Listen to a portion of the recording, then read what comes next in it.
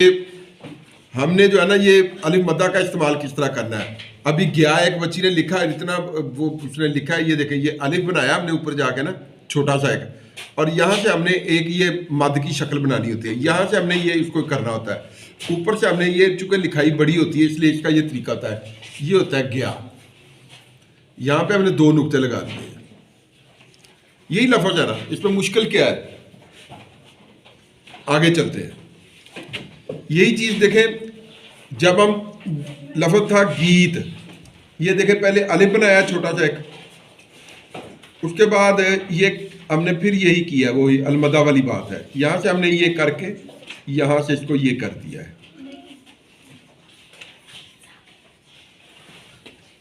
ठीक हो गया। ये यहां पे ते बननी है, जितनी मर्जी बड़ी बनाते जाए, ठीक है जी। तो यहाँ पे हमने ये नुक्ते लगा दिए,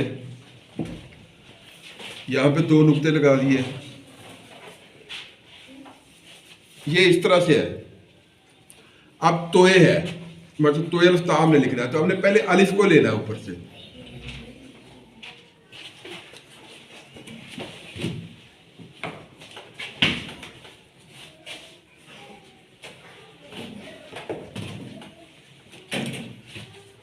हमने इसको थोड़ा सा बाहर निकालना है और यहां से हमने इसको ऐसे करना है,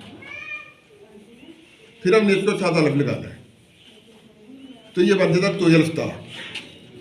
अब हमें छोटी ये को देखना है, ये हमने यहां से लेना है, यहां से ऐसे किया, इधर को छोटा सा यहां से बाहर निकाला, यहां से नीचे लेकर गए, इधर से हमने ला के इसको मिला देना है। ये चीजें ऐसी होती है, हर बंदे का अपना तरीका होता है, अपने हम तरीके से करते हैं। इसको थोड़ा सा नीचे लेके आओ, ये सीन रे सार होता है।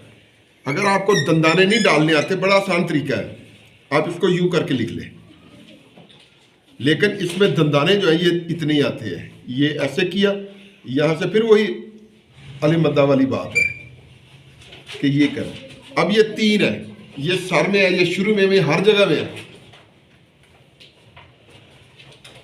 लेकिन हमने अपने कायदा पढ़ा होता है। दाल है, ये आपने लिखना है ऐसे करके, ये दाल बन गया।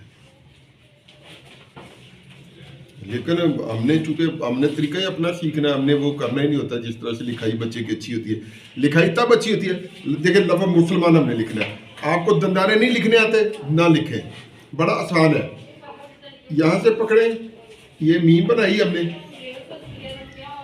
मीम को यहां से खींच के ले जाए ऊपर, लंबी कर ली है, इधर से यहां कर ले, ये किया, यहां से किया है, ये कर ले, ये नून डाल। ये तरीका होता है। जो लफ्ज़ों पे जब तक हम मेहनत नहीं करेंगे